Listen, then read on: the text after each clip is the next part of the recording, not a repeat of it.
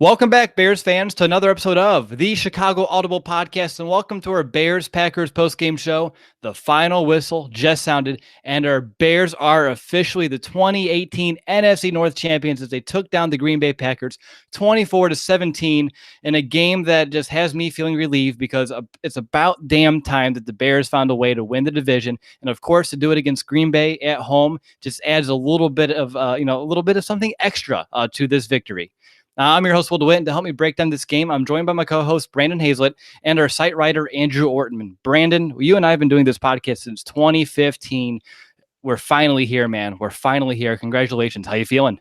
I feel really good. I kind of wanted to bust out in song, but I don't know how well that would be received to our listeners, as I don't sing very well. So feel really good, though. Feel really good. How about you? Oh, gosh, I'm elated. I mean, it's been 8 years. I was telling Tatiana, my wife, right before, the last time that the first time her and I ever watched a Bears game, it was the Bears NFC North, NFC Championship against the Packers. And ever since, we just haven't been able to do the same kind of things. And I was like, well, I guess it's not you, because over the years I thought it might have been. So I'm glad to be here. But Andrew, I'm glad to have you on as well. We haven't had you on since training camp, actually, or right beforehand.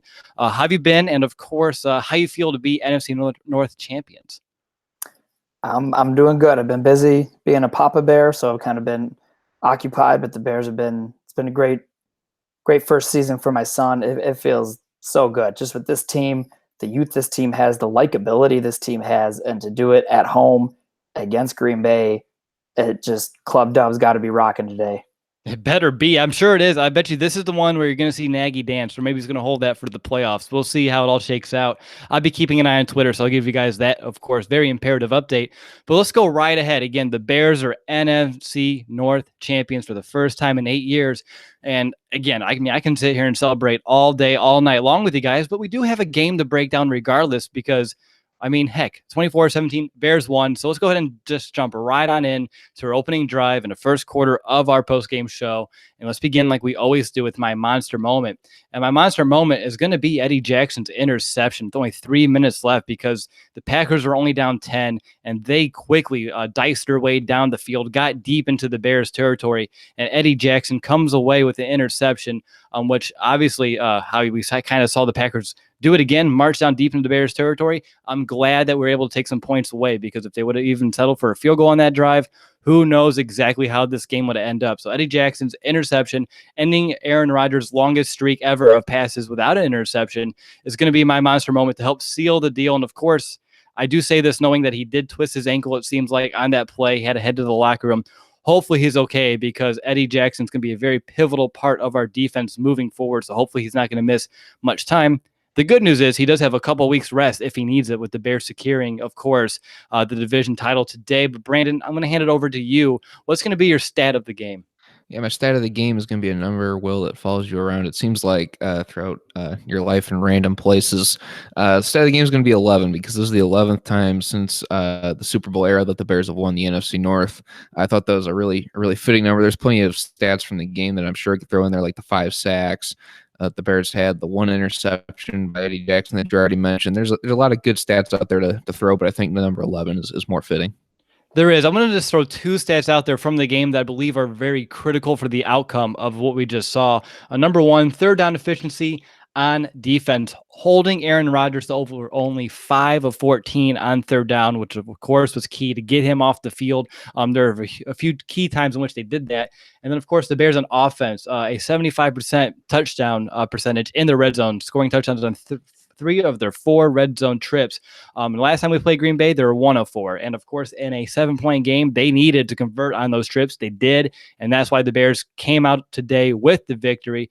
Now, Andrew, usually this is what we're going to do, Nick Snack, but I'm going to go ahead and take care of that. But first, I'm going to go over to you for the lowdown. What's the specific reason why the Bears won this game? The same formula I've had all year. Their defense is just world class. I mean, I know the Packers are having a down year, but it's still Aaron Rodgers. To hold them under 20 points it's impressive, especially when they're fighting for their lives. They're in desperation mode. Their Super Bowl would be to not let the Bears win the division in front of them. They were going all out, and just the relentless pass rush, the tackling, the continued just non-existent opposition's run game, doing it with defense. Trubisky also, I mean, as bad as he was last week, you got to give him credit today. I mean, he was making good decisions. He was throwing catchable balls. He had a few drops. That completion percentage could have even been higher. Just overall, just a really good all-around game. We even had some good Bears special teams moments, which hasn't always been the case this year. So just all three phases, and the fans that were even commenting, all four phases really just, they showed up when they needed it. Exactly. And that's like, we needed I'm going to say complete game. I know it wasn't a complete game, but all three phases, like you said, even four, stepped up when they needed to, when it mattered most, and that's why the Bears came away with the victory. Now I'm going to go ahead and take care of Nick Snack today, and I did just send him an invite. I know he's at Soldier Field. I'm sure he's enjoying himself right now, but if he pops in, we'll see exactly what kind of mood he's in. I'm sure it's going to be great. But for me, the knack of the game is going to be the Bears' defensive ability to mitigate the damage after the offensive turnovers. We had the fumble with Tariq Cohen, and that could have been a very crucial part of that game because the Packers on the previous drive was able to put up points, and the Bears defense, I was kind of worried to see if they can do that again, and if they did, the Bears' chances to win this game was going to be very slim. But the Bears defense, after that fumble, was able to kind of hold sturdy, force the 3-and-out, and kind of hold true. And they've been doing that all season long, really finding ways if the offense kind of goofs up to limit the impact that it has in the outcome. So for me, my knack of the game is going to be the Bears defense's ability to go ahead and mitigate the damage after offensive turnovers. And now it's time to go ahead and jump right into our MVP. There are so many options on both sides of the ball here. I'm excited to see where you guys take this. But Brandon, you're up first. Who's going to be your MVP today? MVP, I think I'm going to take maybe one of the obvious ones that could go each and every game like we talked about, and that's Khalil Mack. Just the way he played today, he had the 2.5 sacks, 6 total tackles on the day. He was able to shut down the run, was just able to get consistent pressure on Aaron Rodgers, drew a couple holding penalties throughout the day. Just the way he attacked just relentlessly the tackles today was just absolutely amazing. The pressure that was consistently coming off of his end wherever he was lined up played a very, very big part in holding Green Bay to only 17 points in this one. So Khalil Mack, very deserving most games, but this one I think is one that he really, really deserves this one. All right, Khalil Mack, like you said, an obvious MVP each week, but he did impact this game, quite much. So a very good choice there. Andrew, before I go over to you for your MVP, I saw a tweet from Zach Pearson, and he says that the media is outside the locker room and they can hear the music blasting in #ClubDub. Sounds like, and I quote, one hell of a party. So the Bears are celebrating, much deserved after all the time it's been since the last divisional crown. So, Andrew, with that said, I want to go over to you now. Who's going to be your MVP today? So, Khalil Mack, obviously, great choice. He would probably be 1A, 1B. Roquan Smith. I mean, the guy going sideline to sideline, already had double-digit tackles. The interception that Eddie Jackson ended up was because Roquan was on Jimmy Graham in the end zone, got his hand in, batted the ball up in the air so that Jackson could pick. I mean, week one, he played, I think it was 8 snaps against Green Bay. And, the difference that defense is playing at now has a lot to do with that guy in the middle. And, when he was drafted, you knew Jimmy Graham was coming over. That's a huge threat in the middle of the field. You needed an athlete in the middle of the field. He showed exactly why he was drafted where he was. Just awesome game by the rookie. Absolutely. I like that you guys went defense because, like I said, both sides of the ball. So I should definitely counter this with an offense MVP. And even though he only had about a little over 50 total yards today, I'm going to go ahead and give it to Tariq Cohen because by himself, he helped the Bears put up 10 of their 24 points. You look at the punt return that he had late in this game to put the Bears in great position, already in the red zone. And I think that's actually the only time in the red zone they actually didn't score a touchdown when they had to settle for that field goal after returning that ball to the 15.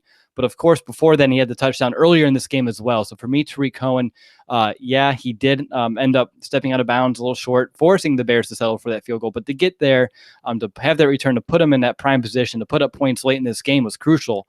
So for me, Tariq Cohen's going to be one. And on top of that, I want to add Trubisky as well with his 20 of 28, 235 yards, 2 touchdown performance. You can't not help but just look at that and smile, especially after what we saw on Sunday night. For him to have to play within the system, to play within his offense, to spread the wealth a little bit today, playing very efficient football, that too is deserving of some recognition. And even though I didn't give him my MVP, I'm going to give him my 1B as Andrew is kind of doing the 1As. So for me, 1B would be a Mitchell Trubisky. All right, that's going to wrap up the first quarter of our post-game show. We have a bunch more to get to. Before we enter the second quarter and break down the Bears' offense's performance, I need to call a quick timeout to tell you about our show sponsor, SeatGeek. Getting tickets online can be just far too complicated. With hundreds of sites and varying levels of reliability, it's hard to know who to trust. That's why SeatGeek is the place to go. SeatGeek puts millions of tickets into one place so you can easily find the seats that you want for a price that you're willing to pay. There's nothing quite like being there in person, and SeatGeek will get you closer to the action for a great value. As you know, I almost said it. The Chicago Audible is we all use the SeatGeek app on our phones and our devices, and it's by far the easiest way that we've been able to shop for tickets. We can be anywhere, pull our phones, within a few taps, instantly find some seats for the event that we're looking to go to. I love how you can sort it by value because, like I mentioned, you can find tickets that are the most worth it for the price that you're willing to pay, and also within your budget. SeatGeek is designed to make your ticket buying experience easier than ever. Make SeatGeek your go-to purchase for everything from sports and concerts to comedy and theater. And the best part of all is looking at SeatGeek earlier today. If you want to go cheer on the Bears all the way in Santa Clara, super cheap ticket, super cheap. Only looking like $30-$20. If you're over in that, I know we travel well. Go root on the Bears over there. And of course, at the Vikings, do that as well. Maybe a little bit more expensive. And of course, coming up here soon, we're going to start putting out some tickets here for the playoffs. And I can't believe I can say that. That is officially confirmed. So if you're looking to go cheer on the Bears in their first playoff appearance in almost a decade, definitely check out SeatGeek for those tickets. And the best part of all, if you use the SeatGeek app and you're one of our listeners, you can get $10 off that first purchase. Just download the SeatGeek app and enter the promo code BEARS today. That's promo code BEARS, BEARS, for $10 off your first SeatGeek purchase. Alrighty, you're listening to the Chicago Audible. I'm your host, DeWitt. I'm joined by my two co-hosts, Brandon Hazlett and Andrew Ortman. The three of us are breaking down the Bears' 24-17 victory over the Green Bay Packers. And now it's time to dive into our discussion on the Bears' offense that was able to, they didn't have their best game overall. There was a few times where they struggled once they reached midfield, especially in the first half of this game. But when it's all said and done, they did enough to win today. Brandon, I want to know, what are some of your opening thoughts about the Bears offense? Trubisky really didn't try to do too much, especially early on. Had those 2 touchdowns in the first 2 quarters. So I thought he did a very good job of keeping within himself, doing what Matt Nagy said when I think Laura Oakman talked about what Matt Nagy told Trubisky before the game was just be you. That's something he's got on his play sheet. And he told them, don't try and do too much. Shake last week off. And it looked like it early on. It looked like he shook it off, just tried to stay within the offense, didn't do too much. But then the play calling got a little suspect, I think, about mid-game. I don't know if things were kind of falling apart. Nagy kind of getting aggressive with that fake punt, which we can hit on later on special teams. But overall, the offense just kind of did what they were supposed to do. They ran the ball more. They stayed committed to it. Didn't quite have the yardage that was, I think, going to be associated with it. But Jordan Howard still had 19 carries for 60 yards. So I thought they did a very good job of trying at least to get him established. It opened up lanes later in the game, as we've seen later on. So overall, just a very consistent and balanced play calling, I thought.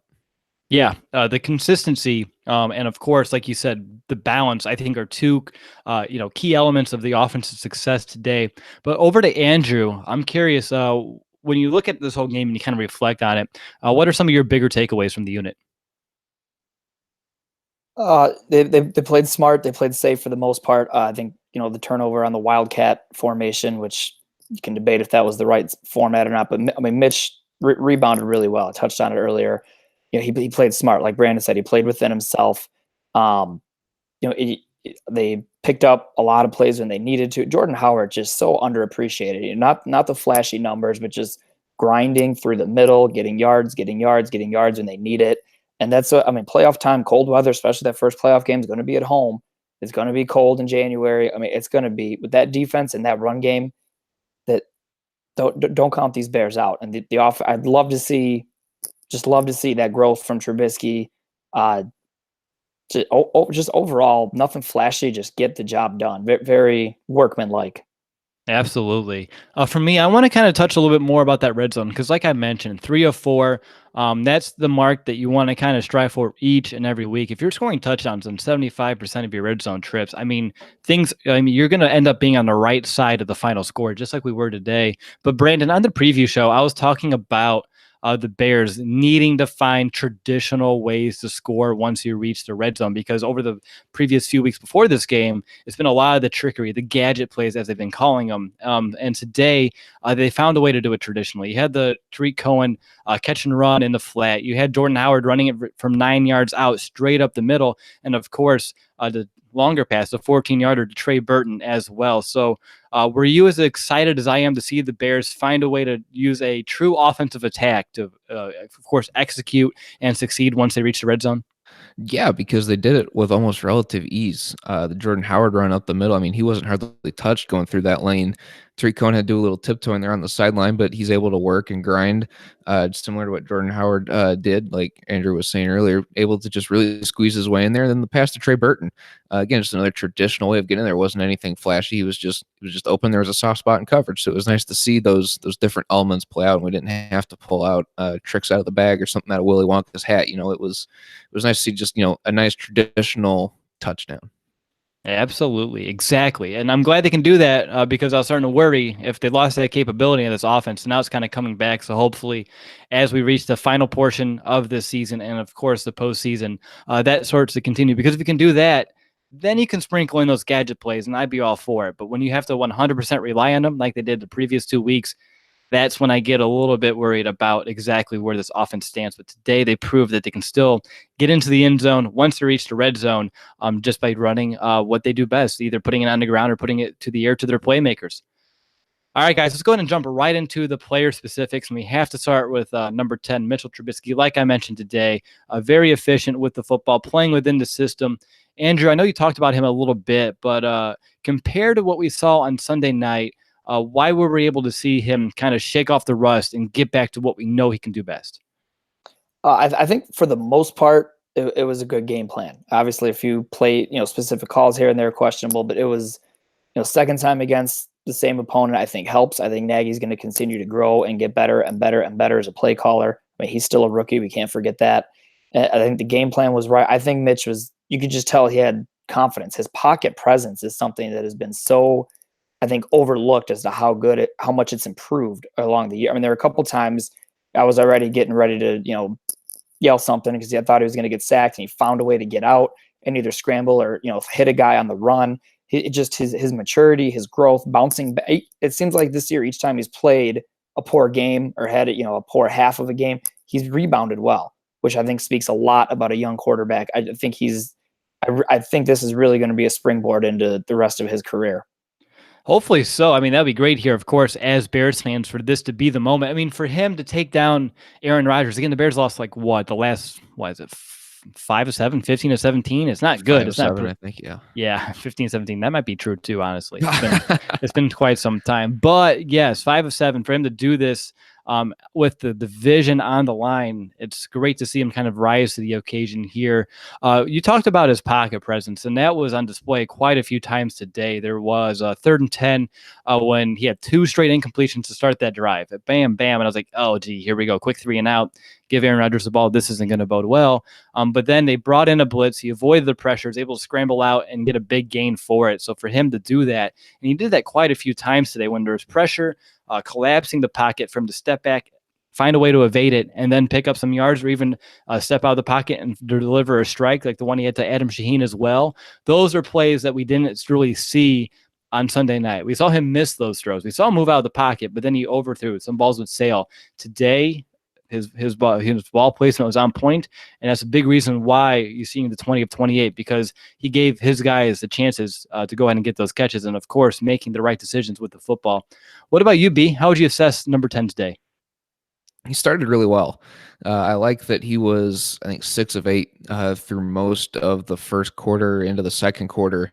The only 2 passes he missed were 2 passes to Allen Robinson on the first drive, both kind of leading him out of bounds, and defender pushing him out on the 3rd and 11 there. So it was nice to see him realize how important it is to get into a steady groove and be able to get some first downs, get some confidence rolling in the whole offense, not just himself. So the fact that he's able to do that, I think, also shows the growth and maturity that Andrew was talking about when we started this. And also still his pre-snap recognition of things, being able to change the snap count, drawing guys off sides. We had a neutral zone infraction or 2 that he drew because he was able to throw a hard count in there, get some guys to jump. So it's just nice to see all these pre-snap things equate to success down the field. And then he knows how important it is to start games too, which again leads to the maturity thing that Andrew talked about. Were you surprised as I was that on the very first series, all three of his targets went to Allen Robinson? Obviously, things changed afterwards, but I was like, I don't know if I want to stick to one guy throughout the majority of the game. I like that they thought they had an advantage early on, but also I was elated to see that they were able to make the adjustments and start spreading the wealth, because obviously that kind of game plan, that kind of offense attack had a much better and bigger impact on the game. Oh, it absolutely did. Was I surprised? I guess not really, because I had him as my MVP, as the one that kind of get him out of the rust and things of that nature, because he's a reliable receiver, and I think that's why he targeted him those couple times. Was I worried that it was necessarily going to stay that way the whole game? Yes and no. We've seen him do that before, so I could definitely see where the worry comes from. I don't know. I guess I wasn't worried with him targeting him early. I kind of thought he'd get the ball more throughout the entirety of the game, but that's okay. Yeah, I mean, I'm glad he spread it out. Let's just go ahead and talk about these targets too, because again, Trubisky, he played within the system, and a lot of the offensive production came from these guys in order running their routes, making these catches and plays after the catch. And that's what Allen Robinson did very well in this game, was his ability to extend some of these shorter plays, because his two biggest plays of the day was a 30-yarder and an 18-yard catch, and both of them, one was a quick hitch and another one was just a really quick curl inside. And both times he ducked to kind of make a man miss, and then he turned upfield and was able to get a pretty chunk of change out of it as well. So for me, Allen Robinson's ability to take some of these shorter throws and really extend them were really pivotal when he did so. And that's why for me, Allen Robinson was, especially early in this game, someone who I was excited to see do that, because we haven't seen that out of him so much this year. Usually when he's getting those bigger catches, it's down the field in those 50-50 situations. But for him to take these and just turn around, make a man miss, that's going to make this offense very dangerous if you can find a way to do that consistently down the stretch. Because if you can, run 5 yards, turn around, present yourself to Trubisky, haul him the ball, and then turn that for a 30-yard gain, that's very hard to defend. That's something I want to see more of out of not just Robinson, but the rest of this Bears offense as well. How about you, Andrew? Looking at the Bears targets, this can be running backs, tight ends, wide receivers. Who stuck out to you today and why? Well, like you said, I like that. The first series going to Robinson early. I was okay with that. I was a fan of that. I think Mitch wanted to come rebound from his poor performance last week. He trusts Robinson. He, since training camp, those guys have had a connection. He wanted to get it to the guy he trusts. And the thing that I really liked is there weren't a lot of. I'm all for deep shots downfield, but I liked that Mitch was trying to get the ball into the hands of his playmakers, whether it was Burton or Robinson or Cohen or Shaheen. He was, get the ball out and let them do the work, as opposed to getting greedy. Green Bay's got a couple of good young cornerbacks, and he wasn't trying to, get too greedy, take too much. He was taking what the defense was giving him, which I think was really good. And he's done a really good job all year spreading the ball around. They don't have, Allen Robinson is, I would say their best receiver, but they really don't have that one, clear cut is going to this guy, this down every time. He spreads it out. He has trust in everyone, and I think that's going to do him really well. Yeah, when you're throwing a Josh Bellamy down the field, you can tell that he does have trust in those, lower tier guys. But credit for Josh, because that was a heck of a catch. That got the Bears to the 11 at that time. He lined up outside, ran a post. It was a little bit of a higher ball and a contested catch, but he had the strong hands to come down with it. I think he got a little bit of confidence from catching O'Donnell's punt right before it on the previous drive. So Bellamy had a great game. He did, actually. In his standards, this is perhaps the peak of his career. Like that, this might be it. This might be the Josh Bellamy game when we look back and reflect on his glorious career here in Chicago. And hopefully, you're kind of understanding the tone that I'm expressing that in. But Brandon, I want to go to you about the tight ends today, because Adam Shaheen and Trey Burton today combined for 6 catches, 75 yards. And we were talking in the pregame that we have not seen these tight ends really get all too involved as of late. Shaheen only in the red zone, and Trey Burton has been kind of a missing man ever since big Week 7 game against the Patriots. Could you assess their day as well? Because they were, I thought, a big part of the offense today. Yeah, absolutely. Anytime that they can combine of 6 of 9 receptions to targets, those two combined for the 75 yards, like you talked about in the Trey Burton touchdown, that's a pretty good day by a 10 end group. And Adam Shaheen was a guy, mean, we talked about Trey Burton being missing, but Adam Sheen hasn't really hardly been used at all this year either. Granted, he was injured to start most of the year, but since he's returned, he hasn't really had an impactful game like this one where he had the 2 receptions for 39 yards. And the one that really stands out to me is the one where Trubisky's scrambling and just kind of floats it up to him, and he fights a few yards after he makes the reception. To get some yardage after the catch, which was really nice to see. And then he had another one similar to that later in the game. So just nice to see the big-bodied presence get used that we know Adam Sheen has. I'd like to see him get used in the red zone, but that's probably a discussion for another day. But Trey Burton, again, is a guy that we know he can put up these kind of numbers, be that reliable security blanket. And I'm sure Nick would just, be shooting off confetti cannons now that he's had 4 receptions on 7 targets and, he had the 36 yards today. Because that's something that we've really been waiting for. His yards aren't really blowing anybody away, but the fact that he was used in this offense, a lot of the quick slants on these inside linebackers that really aren't the best in coverage, was able to win those battles off the line of scrimmage, and that really is what gets him open. So it was nice to see Trubisky finally be able to hit Trey Burton, hopefully get him going in stride before playoff time here. Yeah, and with Shaheen too, again, throughout his career, especially this year too, he's more of that red zone target, and I was excited to see him use more in the offense away from that area of the field. Both of his catches, they went for first down, so for him to be another big target that Trubisky can trust and rely on to move the sticks, that's going to be crucial going down the stretch as well. And with Trey Burton, something that we should mention outside of his touchdown grab, his fingertip catch in the middle of the field was the heck of a block that he had on Jordan Howard's touchdown run as well, because he came across the formation. He got Clay Matthews to the turf, and that opened up the hole. Like the floodgates just opened right up for Jordan Howard to run that in from 9 yards out. So Trey Burton, who's known to be that smaller, that move tight end, not really a traditional blocking inline tight end, to get a stick on that on Clay Matthews as a Bears fan, of course, is music to my ears. But to see that, of course, Trey Burton needs some much needed recognition for that block as well. Brandon, Andrew, anyone else you want to talk about in terms of the Trubisky's targets and this offense before we move on to Jordan Howard, Tariq Cohen as runners? I want to talk about Tariq Cohen as a receiver real quick. He's normally a pretty smart guy, and the only knock I have on him really throughout the entirety of the game was that play late in the game after he returned that punt to the 15. Trubisky is rolling right and just dumps it off Tariq Cohen, and he just kind of loses sight of where he's at on the field. If he just reaches the ball over, he gets a first down, or if he stops his feet, cuts upfield, he could have potentially even had a touchdown. There was really only one guy between him and the end zone, and he knew it as soon as he stepped out of bounds and looked around and looked at everyone around him, and he yelled a very explicit word that I'm sure children would not enjoy hearing if there's any listening to the podcast, so I'll refrain from saying it, and I'm sure YouTube would appreciate me not saying it as well. So he just the only boneheaded play that really I've seen from him really this year that I can think of outside of him, as a receiver anyway. Running, he's made some questionable decisions, which we'll touch on here in a little bit. Didn't really have any today, but that was just the one criticism I have of Tariq Cohen as a receiver today. Normally pretty good, pretty solid, knowing where he's at. Just that one play I thought was really weird where he just kind of forgot.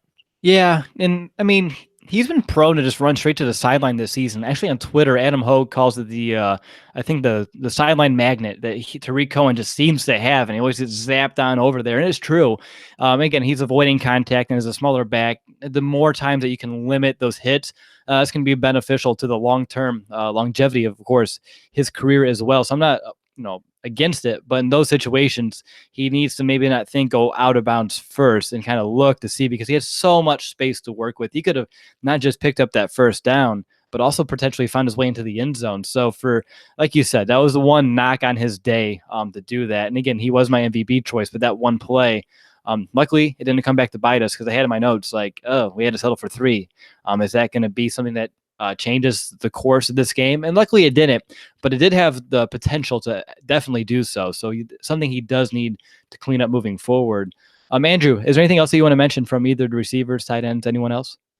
Yeah, Brandon actually, he stole the words out of my mouth. I was going to address that exact play, but that play, we talk about, 3 out of the 4 trips to the red zone ended in touchdowns. That was the only field goal, and that potentially outside of a brain cramp, Marion Barber moment could have been another touchdown. So the play call was there, and that play showed a lot of maturity by Trubisky. It didn't seem like much because it was just a little dump down for 3 or 4 yards, whatever it was. But he was looking in the end zone. There's nothing there. I think maybe a few weeks ago, Mitch is trying to force something in the end zone, make a play. He didn't. Pocket started to collapse. He rolled out, found his check down guy. Should have been a first down, could have been a touchdown.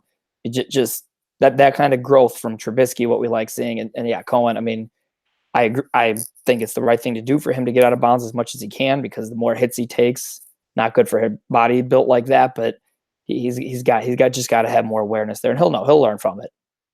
Exactly. Real quick update on Eddie Jackson, because I'm sure you guys want to know about it. Matt Nagy is calling it a right ankle sprain. Since the team will know more in the next 24 to 48 hours. But obviously, when he went down non-contact, kind of awkwardly like that, I think we can live with an ankle sprain compared to some of the other injuries. Now, it depends. If it's a high ankle sprain, those can linger. And if that lingers, that could be detrimental to this Bears defense. And again, I don't want to speculate too much until we know more about the injury. So we'll talk about that a little bit later on in the week once we find out, and we'll talk about the impact that that's going to have on this team.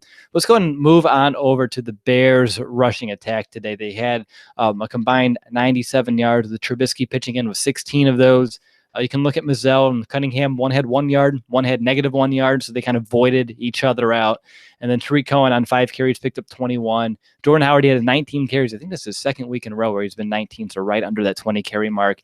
He ended up with 60 yards, a 3.2 average. But Brandon, I believe that Jordan Howard's impact today and how well he played was much better than the 3.2 yards per carry indicates. Is that true? Oh, absolutely. It felt like he had control throughout the entirety of the game, even though he wasn't picking up the big long runs. His longest run of the day was 9 yards, his touchdown run. But I mean, these 3-4 yard pickups are a lot bigger than I think some people are going to realize, because that just shortens the sticks if you're playing. Kind of, I guess, depends on what your mindset is, depending, game situation, whatever. But if you're at your first 10 and he only picks up 3 yards at 2nd and 7, so you're at least moving forward. You're not going backwards. So even those little 3 to 4 yard pickups are extremely nice. And those wear down the defense after a while. He had 19 carries, and it felt like even throughout the latter half of the game, he was still running with relative ease. Yeah, he was. And the offensive line was a big part of this as well. I mean, they're helping him, generating some extra push, helping even getting behind him, kind of corralling and gaining some extra yards as well. But what Jordan Howard does well, and again, we say it all the time, his patience, his vision, his ability to remain low through contact and kind of keep his feet churning. There's a few times where I thought he was going to stumble for like a 2-yard gain, and he ended up keeping himself moving, and it went for like 5 or for 6. And, those are difference makers, those 3 to 4 yards difference between where he might have fell down in terms of where he actually ended up going down. Those could loom large, I guess is the phrase I'm trying to look for in my head, one way or another. What about you, Andrew? How would you assess the Bears' ground game today?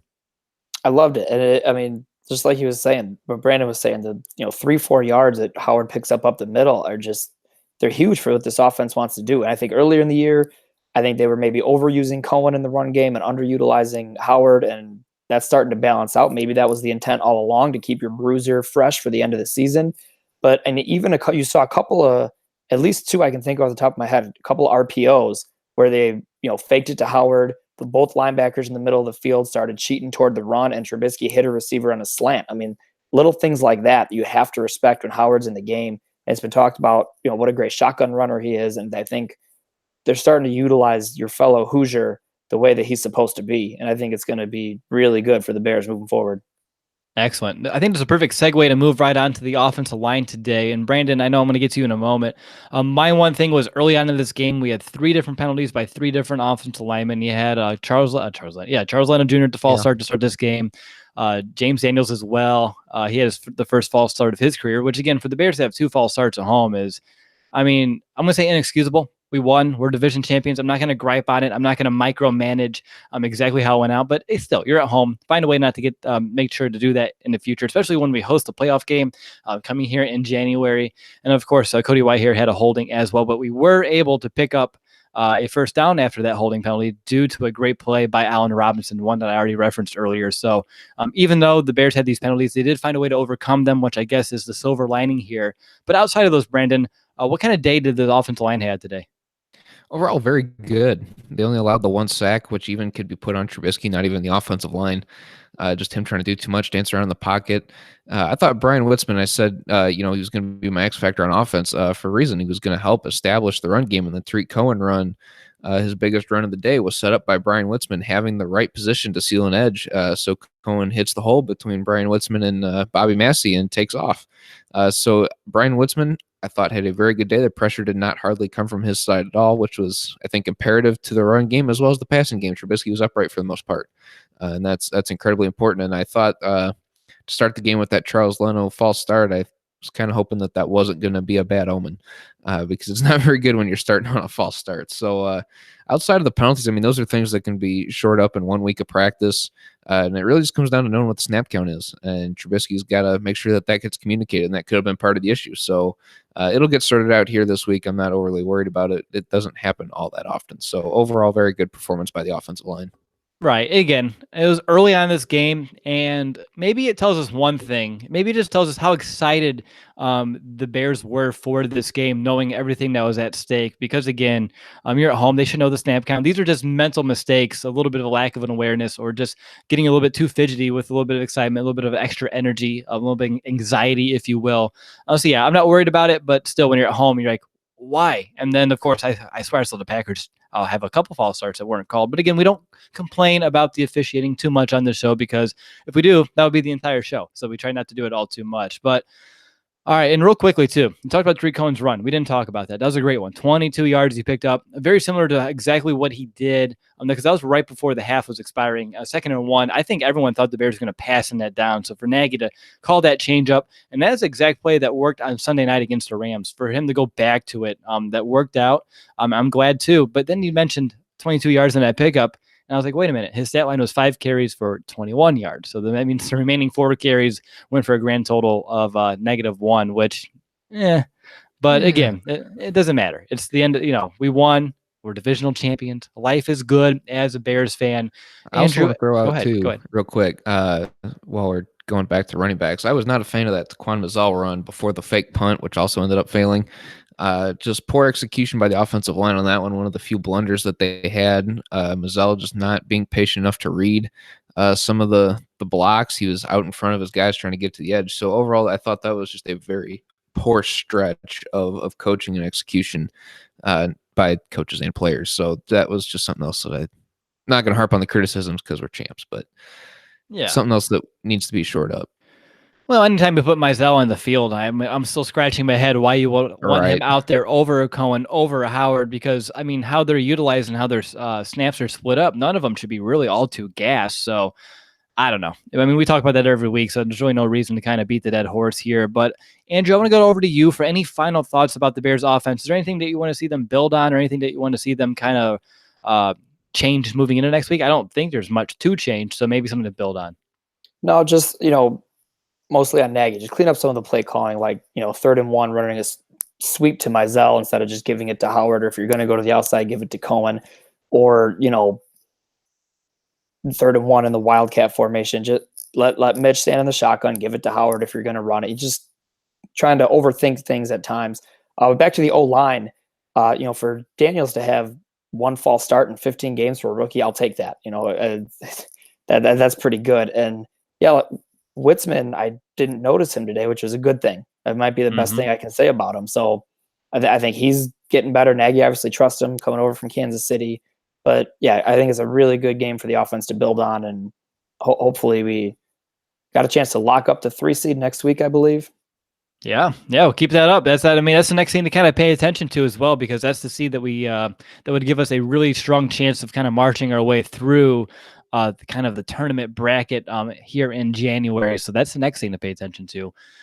But all right, we're officially at the midway point of our show. And up next, we're going to enter the 3rd quarter, break down the Bears defense today. But first, I just want to remind you, if you haven't yet, to subscribe to our YouTube channel. It's the best way to keep up with our content all year long. Now, I'm not already looking ahead of the offseason. I'm just letting you know. That way, if you subscribe, you get a notification each and every time that we go live or even upload a new episode. Plus, it's the place to get in on our live chat. It's a really fun, small community. Oh, not small. It's actually growing. It's pretty large, especially during post-game shows, to kind of talk some Bears football with your fellow fans. So I think we're nearing about 5,000 subscribers. So if you can help us out, help us reach that goal, that would be greatly appreciated. But with that, we're going to go ahead and just switch right in, go right into the third quarter of our show, talk about the Bears defense that held Aaron Rodgers and the Packers under 20 points, only 17 on the day, with, again, 3 of them coming here later in the game as well. So for the most part, the Bears found a way to shut down the Packers on offense. And Brandon, I got to go over to you first. Why were they able to do that? Why they're able to shut down Aaron Rodgers? Just a lot of the pressure. They gave up 9 sacks in the last 3 weeks coming into this one, and they had 5 sacks today. 2.5 from Khalil Mack, who is my MVP. Half from Bilal Nichols. Leonard Floyd had a couple, which was really nice to see him step up as well. So really just an all-around community effort. Roy Robertson-Harris was late on a couple getting in there, so he's getting through the lines pretty easily. And it kind of helped that the Packers offensive line was sort of banged up in this one.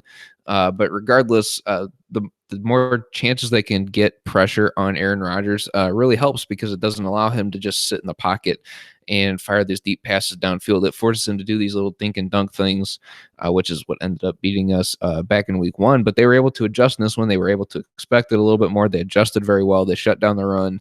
Overall, just a very well-rounded performance by this defense in all facets. Good stuff. There be over to Andrew here. When you looked at this game, and again, we had a lot of concerns coming in because it's the Packers, and as fans, we all know just how often Aaron Rodgers just seems to have our number. And again, Brandon mentioned a good point with the pressures, but I think a lot has to go too with the credit with probably the coverage as well, because there were a few times where they gave up some easy catches. There were a few throws that were missed over the top that he did have some open receivers as well. But for the majority of this game, Rodgers didn't have much really to go to. So I think credit to the coverage. But what about you? What are some of the things that, when you look at this game, that are some of your bigger takeaways from the Bears on defense? I think they've kind of reached their ceiling. I mean, we knew, week 1, like I said, without Khalil Mack hadn't had a training camp. He was limited on a lot of snaps. Roquan played 8. Then there's the letdown in Miami. I think it's kind of been a growing process. I think they are firing on all cylinders right now. I think everyone's playing. Fangio's got it figured out. He's calling the right plays. The players are executing. It's a well-oiled machine right now. Pass rush is just, that's the way to beat Rodgers. And Aaron Rodgers is Hall of Famer, one of the, if not the greatest of all time. And the Bears made him look human today. He was missing throws. He was under pressure. Some of the throws he made are still ridiculous, and you just gotta, that's going to happen when you play him. You move on, and there were no letdowns. You could argue after the fake punt, they kind of took a series off, but, again, that momentum does exist, and you let that go 7 points. It's still just, they would give up a big play, then they would stand up and, move them backwards again. It's just, they're firing on all cylinders right now. They're going to be tough to beat.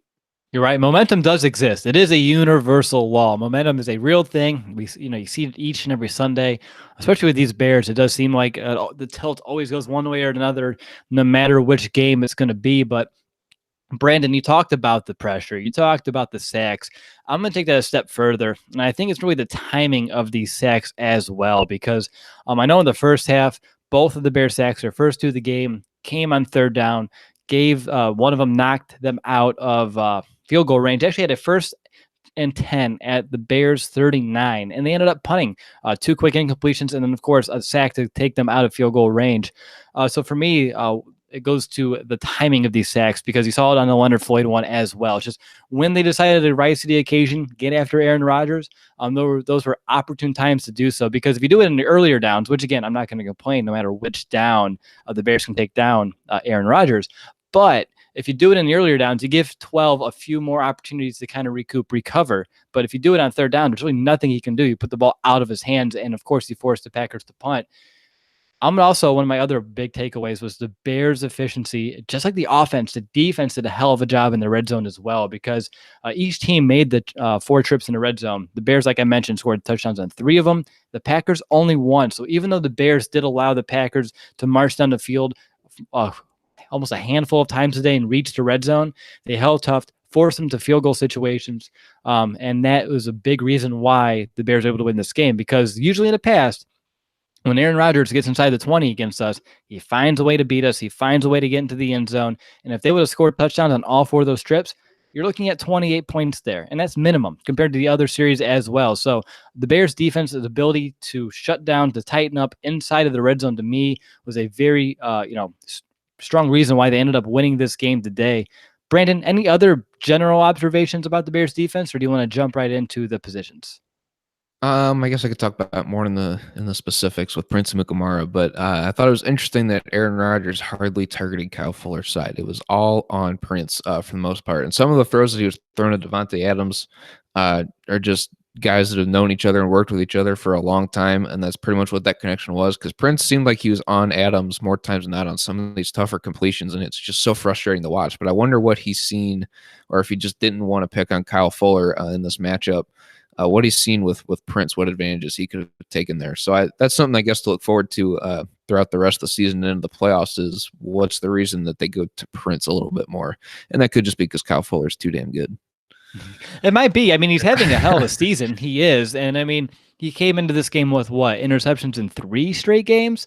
So, yeah, even though in the past he picked on him, I'm glad that he did it. There were a few times where Fuller got beaten some weird rub pick routes earlier in this game, but overall, I mean, not too much success to Aaron Rodgers' right today because of that, because of Kyle Fuller on that side, locking it down, which, if you guys remember on the preview show, is exactly what I hoped for. I did say that he was going to end up having an interception, but that didn't happen. But I did say he was going to lock down that side of the field, and I'm glad to see that kind of coming to fruition. But let's go ahead and just jump right into the positional specifics here, because I'm excited to kind of break down these players more individually today. And let's go ahead and begin with the defensive line. And Brandon, you are Mr. Treacherous. I am going to hand it right back to you here. Defensive line, what are some of your takeaways from these players? Overall, it was kind of quiet, but they did a very good job of shutting down the run for the most part. There were a couple draw plays where Williams was able to explode through some of the holes, but overall, these guys were able to do their job and let the linebackers come in and make the tackle for a loss or stop him for a really short gain. Eddie Goldman, again, just a guy that does not get enough appreciation for what he does. There were a couple times, he doesn't even show up in the stat sheet here today, but there's a couple times where he's able to get around his guy and he's able to put pressure on Aaron Rodgers as well. So, I mean, Eddie Goldman is seriously doing everything possible as a nose tackle, and he's doing it all extremely, extremely well. So he needs to continue to get the love from us, from the fans, from the organization. He's doing a terrific job this season.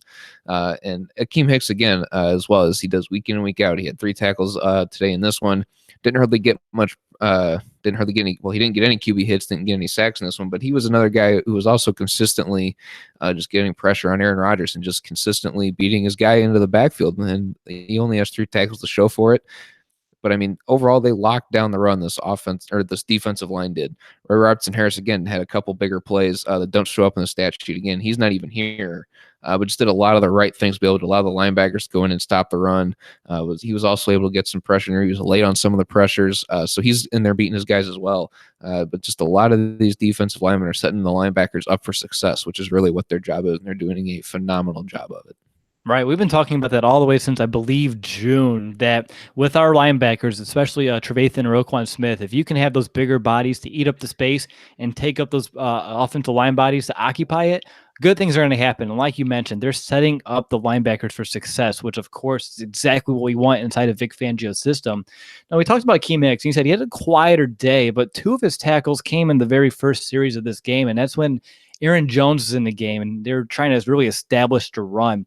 Now, they did abandon it for a little bit afterwards, but I do believe that today's game really didn't go towards, Hicks's favor in terms of going after Rodgers, getting all these sacks, because, he was double teamed more than that. Rodgers likes to dance around the pocket, and Hicks is more of that straightforward rusher. Doesn't have the speed to kind of keep up with Aaron Rodgers once he's getting out of the pocket, moving either to his left or to his right. And then you mentioned Eddie Goldman. You talked about not on the stat sheet, but don't let that fool you, because his impact was huge today. There's a couple plays today where it had me kind of like blown away just how fast he can get in the backfield for a nose tackle. That, he blows up plays instantly once he does. That forced Rodgers out instantly, made him get off his mark, try to make him, improvise, which he's had success in the past. But today, that was a very Goldman's ability to do that consistently was pretty big. What about you, Andrew? Any defensive lineman that you want to kind of talk about?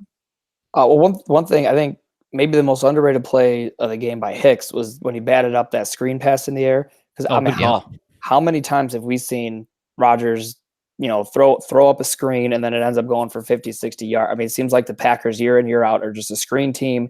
They kill their opponents with screens. And for Hicks to be, full on rushing, have the recognition to read screen and then get his hands up. I can't remember what was behind that play, but I mean, that potentially could have saved a big play. And, things like that, again, that don't necessarily show up in tackles or sacks or pressures, just, huge play in the game right there. Yeah, no, that's a very good call. Thank you for bringing that up because that was, like you said, we've been beaten the pass by it. So for him to do that, take away on that throwing lane was very crucial as well. All right, guys, I want to move right into the linebackers today because, Brandon, you said it. They had a lot of success today. Let's go ahead and start with the outside guys. Khalil Mack, Leonard Floyd as well. They all came to play today. Aaron Lynch, too, had a couple strong plays before he exited with an elbow injury. I haven't seen any updates on him yet. I'm assuming that the media was a little bit more concerned with Eddie Jackson. I understand that. Hopefully we get an update on Lynch as well. He is a very valuable rotational piece at the position as well. But looking at the outside linebackers, what did you see today? Why were they so damn successful? It was really cool, and Nick brought it up in the preview show. We've seen Leonard Floyd and Khalil Mack line up on the same side, and I've seen it a couple times in this one as well. They didn't quite get to the quarterback on either time that I've seen it, but that's something that's really interesting as far as a scheme-wise. Who do you block in that situation? And then there's also it was Khalil Mack's first sack of the game. He comes in. They either had to pick him or Roquan Smith. The tight end did, of all guys, to match up against both these guys to try and block him. And they didn't stand a chance on either of them because both of them blew right past the tight end, and he was just kind of lost. So just really great scheming by Vic Fangio to get these guys into positions to succeed and get these sacks. Khalil Mack had 2.5. Floyd had 2. We've seen some Isaiah Irving as well, and I thought he had some decent pressures as well. He did have a quarterback hit, and I thought there were 1 or 2 times where he might have got held, and that kind of prevented him from getting Darren Rodgers. But regardless, that's another depth piece. He's still young, still developing. But if he can continue to show some improvement like that, where offensive linemen have to semi-hold him, they're not getting called, that's a sign that he's taking steps in the right direction as well. Yeah, I mean, when Khalil Mack gets to Rodgers 3 times for that 2.5 sacks, I mean, it's going to be a good day on defense. The one that everyone's talking about, of course, is the one when he was on Spriggs and he kind of walked him back, turned around, and was able to take Rodgers down without even looking at him, just pretty much with his back, just all that pressure, just barreling down on 12. So that was a fun play. But for me, when I'm looking at Khalil Mack, one of my favorite plays wasn't a sack. He didn't even have a tackle on the play. Aaron Rodgers dropped back. There's some pressure. Mack was on the left-hand side of the formation, and then Rodgers rolls to his left, which would be Mack's right, all the way to the sideline, and Mack's kind of like spying and mirroring him all the way across the formation, all the way across the field, taking away his throwing lanes each and every inch of the field, forced Rodgers to the very last cusp of on the sideline, and he had to fire it out there as an incomplete pass. But those are plays that we've seen, we've been torched on in the past. So for Mack to mirror him, to spy him, to limit both, of course, a scramble for a pickup and, of course, a big throw downfield to take away those throwing lanes, for me was a very underrated play that you're going to see from 52. Andrew, I want to go over to you. Leonard Floyd, I think he needs some much-needed recognition here because, again, he's not high on the stat sheet here today. Oh, actually, he is. He's second with the 6 tackles. I was like, where is he? Oh, wait. He was up there. But 2 sacks, 2 tackles for a loss. Leonard Floyd, he's really starting to gear up here at a perfect time. But how would you assess his day overall? A really good day. I mean, arguably his best game of the season. I mean, he again, one of those guys, started the year in a cast on his hand. It's really hard to be a pass rusher with one hand. And, he didn't get the full practice time. He didn't get the game. He's starting to get caught up to speed now. And that's just really dangerous on the opposite side of Mack. And again, like we talked about, the defense shows up when we need them to show up.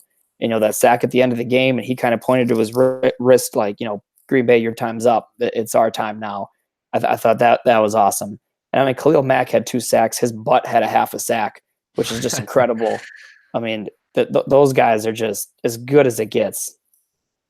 Yeah, I mean, there's really no other better way to put it. They're a very good tandem, and I'm loving to see how they're kind of complementing one another now here in 2 games. It's not, I think, even 3 games straight if you want to go back to the Giants game as well. Brandon, let's go ahead and bounce inside. Danny Trevathan, Roquan Smith. Roquan finished today with 10 total tackles today. That gives him 112 on the season.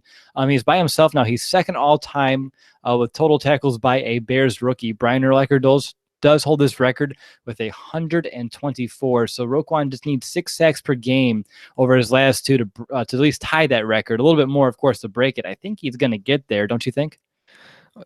He could get there with sacks, or he can get there with tackles. Yeah. What did I say? Sacks? You said sacks, but that's okay. I knew what you meant, but you said to start calling you out on that stuff, so I had to. You need to, please. Yeah. So Yes. anyway, 124 tackles, and he's only 12 away. So only 6 tackles per game. And hey, sacks do count as tackles as well, Brandon. But getting back to what we're here to do, let's break down this game. Let's break down Roquan Smith. How is he so effective today? Because he was all over the field, sideline to sideline, blitzing, getting into the backfield in a hurry. The first one, of course, set up Khalil Mack's sack. So Roquan Smith, take it away. I mean, you just kind of answered your own question there. He just flies all over the field, and that's really why he's so effective. It doesn't matter what really gets thrown out there. He just sticks on either the tight end or the running back, whoever his assignment is, and he's just able to cover the whole field, even if it's not being thrown to his guy. He's just typically around the ball wherever the ball seems to land. So that is what really makes him a really good linebacker. That's why he's able to get to double-digit sacks double-digit tackles week in and week out. If he had double-digit sacks week in, week out, that would be pretty cool. But he's so quick and instinctive, and that's really what plays in his favor. Just a big, athletic guy. You can't teach that kind of stuff. That's just how he's built. That's how he is. So the Bears drafted him at the right time. He's just been a huge impact throughout this year, and I just can't speak enough for what he's done. He's just such an impact player that doesn't hardly even get talked about.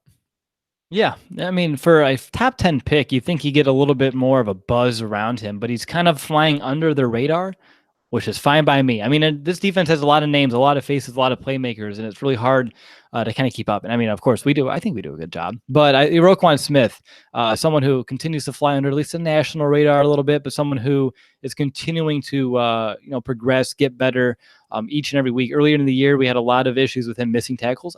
I haven't been able to say that for about a month now.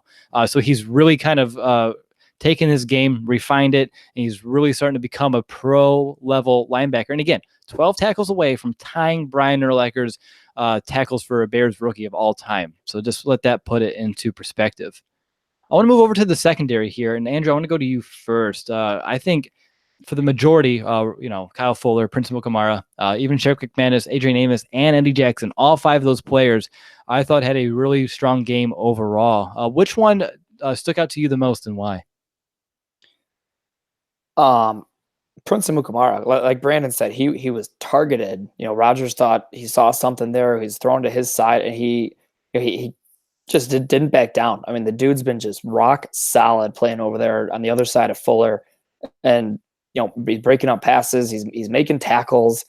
I think of one play where Green Bay was trying to starting to move. They were losing, and he made just a tremendous open field tackle, keeping the guy in bounds, keeping the clock running.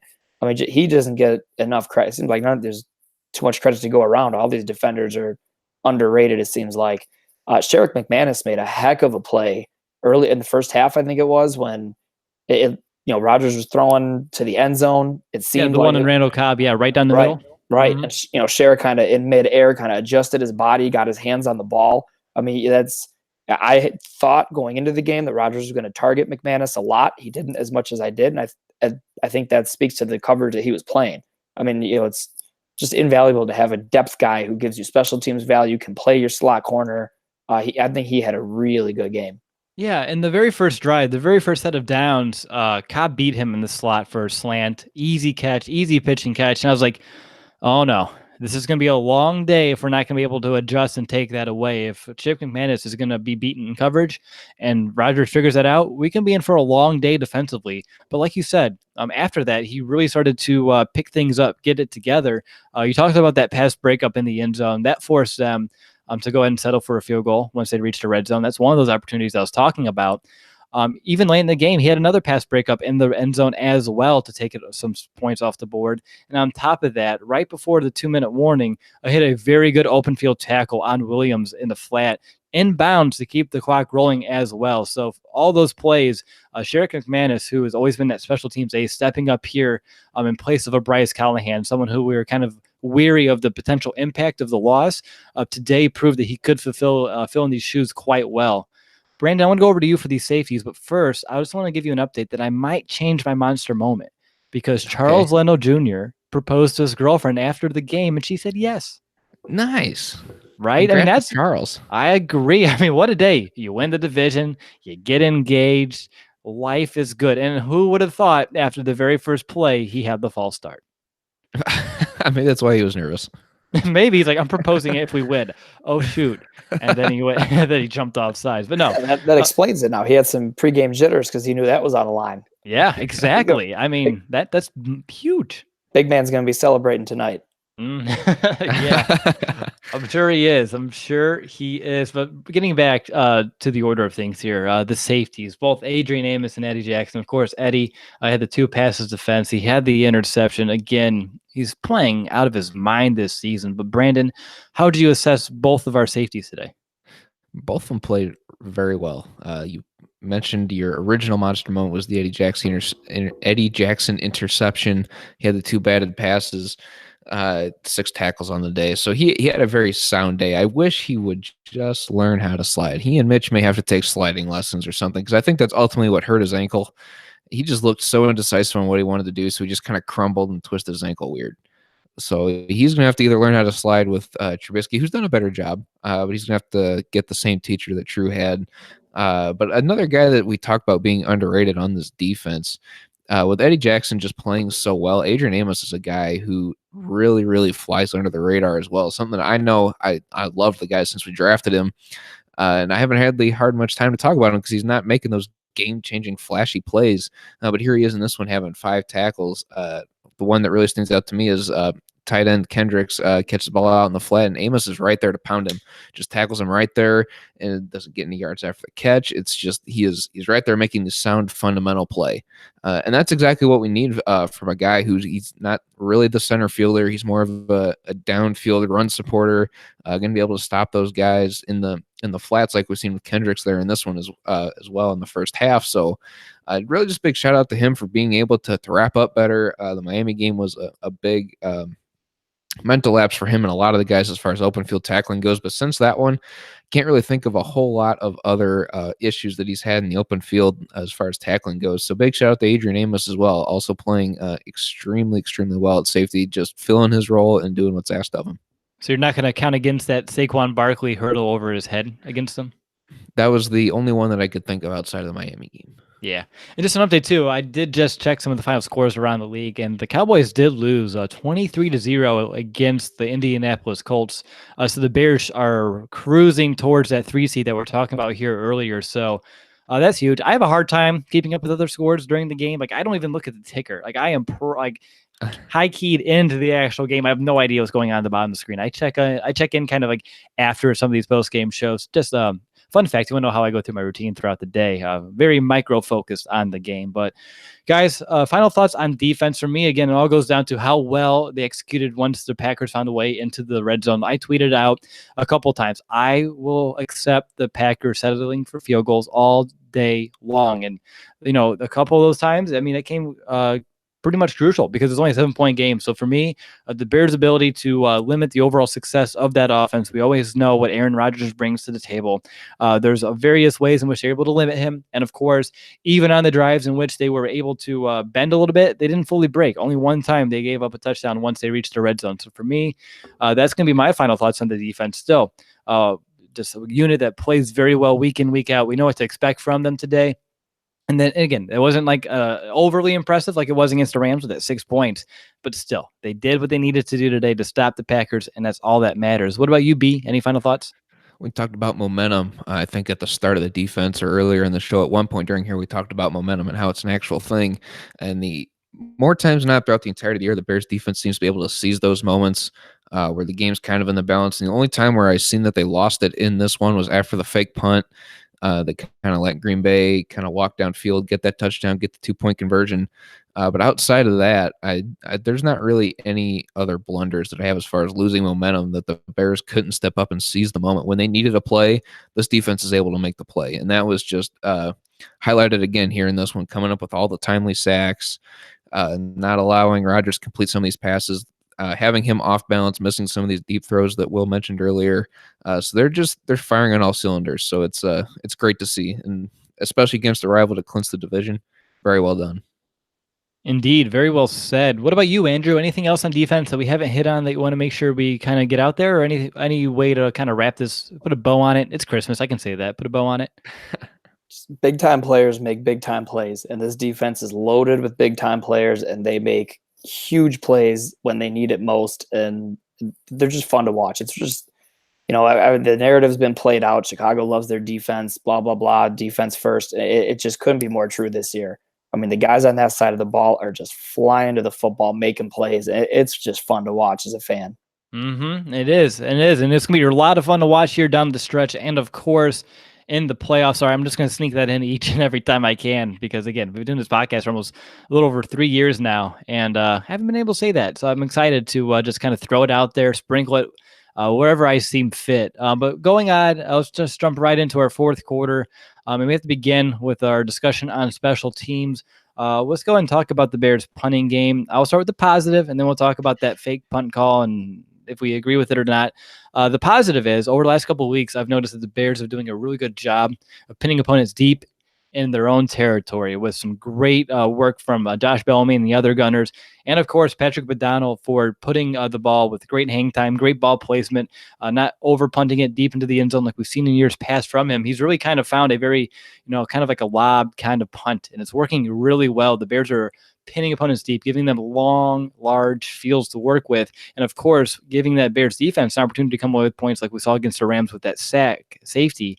So for me, I just want to kind of give them some kudos here for doing that, because Bears special teams has been something that, even this year has been kind of questionable at times, and there's a questionable moment we're going to get to here in just a second.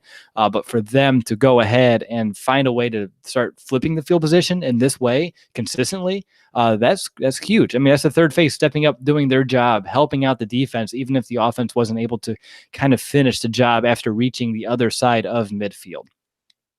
Now, guys, I do want to talk about it. The fake punt, obviously, that failed. I personally did not like the call because, again, the Bears were doing a good job of pinning Green Bay deep. I would have rather seen that give Aaron Rodgers a larger field. It was an 8-point game at the time. So if they were going to go for it, I would rather have my playmakers like a Cohen, a Jordan Howard out there to try to gain some of these shorter yards. But what about you, Brandon? Were you okay with the call? I mean, I know we are talking about it after the fact, but regardless, I need to know your opinion here, because I didn't like it. At the time, I didn't even like it. I mean, it was just kind of weird on the wrong side of the 50. O'Donnell's had a really good day punting. Coverage team's done a really good job. Defense was rolling. I didn't think there was really any need to be aggressive in that situation.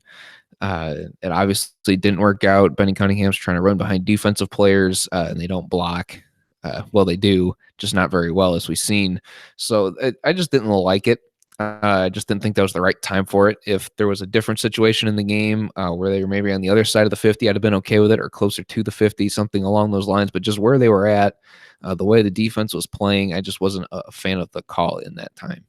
Exactly my thoughts as well. Again, special teams been doing a job giving the Packers long fields. I trust the defense to, step up with that. Of course, we gave them a much shorter field. That ended up tying the game, because afterwards they marched down, got to touchdown rather quickly, and of course converted on their 2-point attempt. So outside of that, again, that was the third phase, hurting the defense and giving them something to work hard to work with. And that happened exactly on here on Sunday night against the Rams too, with that fake punt with the Rams getting executed, and then the Bears defense had a hard time recovering from that. So even though the Bears defense, as my knack was to overcome the offensive mistakes, they haven't yet learned how to overcome some of those mental lapses on special teams. Andrew, I want to go over to you here. Anything else about special teams that you deem worth mentioning today? I do want to know your thoughts on Anthony Miller returning kicks, because we did have some split decisions on the show last week. And I'm a fan of it. Brandon's not. I think Nick was somewhere in the middle. So I'm curious, do you like Anthony Miller as a kick returner? I do. I really do, because I think, field position is so huge, and Mizell just wasn't cutting it back there. I mean, it just seemed like every time he was taken out of the end zone, you were starting inside the 15. And, Miller, you obviously you don't want to see a guy get hurt, a guy that's a big part of the offense, but I mean, he almost seems like he's less a part of the offense than he had been earlier. So this is a way to still keep him involved, use his athleticism. I do like him returning. The fake punt, like you guys both said, I hated the idea of it. Ideally, you punt the ball, pin him deep like you've been doing. Like you said, you got to give some credit to O'Donnell, guy who came into the league. His nickname was Mega Punt, because he just had that booming kick. He's getting some finesse to his game now, which is just awesome. He's become a weapon.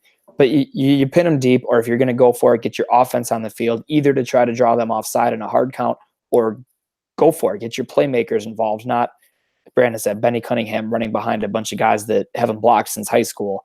I mean, so that was a big oh no moment for me. But other than that, Cody Parkey made his kick. You didn't hear any doinks today, and the Gunners were covering.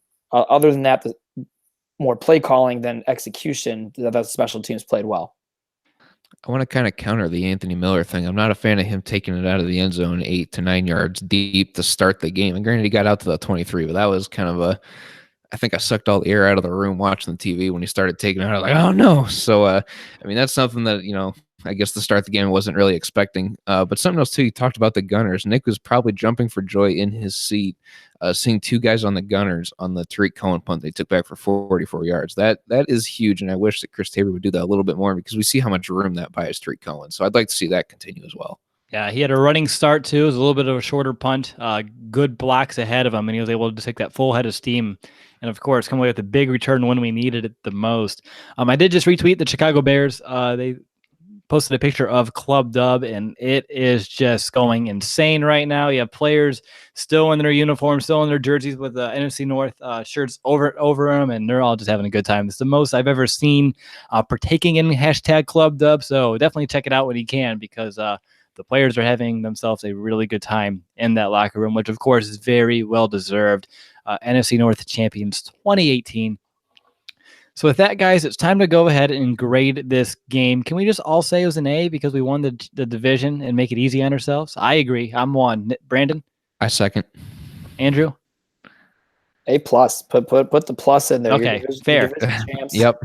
Division champs beat your rival. A+. Easy. I'm not going to micromanage this week. This is a week to just enjoy yourself, have a good time, because again, it's been quite some time since the Bears were relevant, let alone win a division, let alone beat the Packers. It's a lot of things that it's been some time for, and it's all happened. Matt Nagy, I think he's the first Bears coach in his first year to win 10 games since George Halas in 1920. So again, a lot of things. It's been a long time coming. Enjoy yourself, Bears fans. Again, I'm not going to micromanage this or our issues that we saw from a couple other phases, and we can probably knock down that grade here and there. But you won the division. You beat the Packers at home. It's an A. It's an A. There's no other way about it. All right, guys, but we are going to do a 2-minute warning. And, of course, this is where we wrap up our thoughts on this game and put things into perspective moving forward. So, Andrew, you are up first. So what are your final thoughts as we kind of soak in the divisional victory here and we kind of look ahead to what's to come? It's just, Green Bay's had our number. When Rodgers is healthy and he plays, it just seems like we and I know there's still a lot of Bears fans out there that are nervous about this game because of number 12. And it seems like we finally got that monkey off our back. We've, all year long, we've kind of established the turning of the tide a little bit. This was the exclamation point on it that had to happen. I think, just some great things you saw was Trubisky winning a game with his arm, not necessarily his legs, and which is huge for his development. And, moving forward, big one next week. If you can win that one, then, Minnesota's still in that 6th spot. You can maybe take it easy week 17, not really show a whole lot, and then get that rematch first round of the playoffs, which I'll gladly take. There we go. Good stuff there. Brandon, your turn for your 2-minute warning here on December 16th as we wrap up the division. Yes. I had to check my watch, make sure we had that date right. But I kind of want to take this 2-minute warning as a reflective spot. I think that's appropriate now that we can say that we are NFC North champs. Just looking at the year as a whole through 15 weeks, we've just seen so much growth from the young guys, from coach. We've seen the play calling change. We've seen them be more prepared. We've seen Mitch grow in his maturity, not being able to, really he's calmed down in the pocket a lot. Not, he's lost the happy feet. I can't say the last time that we used that term. Maybe last week against the Rams to start the game. But outside of that, I mean, he's really calmed down from doing that. We're starting to see them establish the run. Even though the stats don't show necessarily that they are, it's really starting to become a much more balanced offense, and it's becoming a lot more potent in those ways. The only thing I would like to see is earlier in the year, we've seen a lot more aggressive downfield passes from Mitch. That's something since he sat out those couple weeks we haven't really seen yet. So if we can get back to that, I think that's just another layer of this offense that we'd like to see and can really help this offense explode. And the defense is just going to keep doing its thing. I mean, they've grown. They've really forced the turnovers. They've just been turnover machines all year round, coming from everybody. I mean, it's not just Eddie Jackson. It's not just Kyle Fuller. It is everybody. Everybody's buying in. They're just playing very, very well. And you know what? If Eddie Jackson ends up with an ankle sprain that's a little bit more concerning, he doesn't have to play until the wild card round. So I mean, I'm not worried about him necessarily too much right now until we know the extent of the injury. But he's got time to recover. We got guys, if they're banged up, this is time to be able to rest it. But don't get too comfortable. Got to be able to keep the foot on the gas pedal because you don't want to lose any of the steam or momentum or any of the fire that we have going right now headed into playoff time. So it's been a lot of fun this year. We still got more to go. But with it being NFC North champs, I just want to take a moment to really reflect on where we've grown and where we're at right now. Very well done. I'm going to say you've grown too, because that was your best 2-minute warning probably in the 3 years of the podcast. Wow, look at me go. And that's not a Nick Snack either. That's just because it was very well said, very elegant. Mm-hmm. And again, it was it was an appropriate time to go ahead and do that, because like you said, we've accomplished some goals, but we still have a lot more to go, and you have to kind of take it all in perspective. For me, I mean, I'm just relishing this. I have been all show. I have been all day just thinking about the potential opportunity here to win the division against Green Bay at home. And on top of that, continue our success that we've had at Soldier Field. We finished the year 7-1 at home. I'm going to go back and do the math after I stop the broadcast, but I'm pretty sure that's more wins, at least in the last 2 years for sure. Definitely maybe even the last 3 years at home as well. If I do, I'm going to check, but it does feel like we've had more wins at Soldier Field this year than at least the past few years combined. So kudos for the Bears for understanding the importance of success at home. And of course, the Bears fans for rallying around them, getting loud, showing up to these games. It's just been a lot of fun to watch. And anytime you can protect your own house, good things are bound to follow. So for me, the Bears' ability to keep winning at home is something to keep in mind, especially with us having a home game here in the wild card as well. Kind of keep that momentum alive as we reach that point after 2 straight road games to end the year. But for me, again, I mean, we've been through a lot. Brandon, you just talked about this year. I mean, I could reflect on when we started this podcast and where this team was and all the instances and where they've kind of picked up. But I don't need to go through that far down memory lane. But for me, as a Bears fan, and to my fellow Bears fans listening, I just want to, thank you for sticking with us throughout the years, throughout this season, or perhaps this is your first time listening. I want to thank you for checking us out as well. But yeah, the Chicago Bears found a way to win the division here in 2018 under Matt Nagy's first season, and that exceeded everybody's expectations. And I believe that it's time to I said that in years past, keep expectations low, allow them to go above them. I'm going to kind of keep that mentality here as we end this season. Now, I did talk about last week, the Bears and their chances of winning the Super Bowl. Do I believe they have a chance? Absolutely. But I'm going to take this thing 1 week at a time, and I believe that's going to be the appropriate approach as we go through this. So for the Bears, winning this with 2 games left, of course, is huge. It's going to kind of change how we go, attack these next 2 games. So it'd be interesting to see how it all shakes out, but it's hard not to celebrate. It's hard not to get, a little bit ahead of ourselves right now. So, again, pat yourselves on the back. We kind of made it. We're over the hill, or maybe over the cusp. Is that it? Over the hill sounds horrible. That's not what I meant. We're over the cusp. Whatever that phrase is, we've made it. We've overcame some of these odds that were against us. We're now the best team in the NFC North, at least this season. Again, every year is a little bit different, but we took down Aaron Rodgers. We beat the Packers. Life is good as a Bears fan, and it doesn't get much better than that.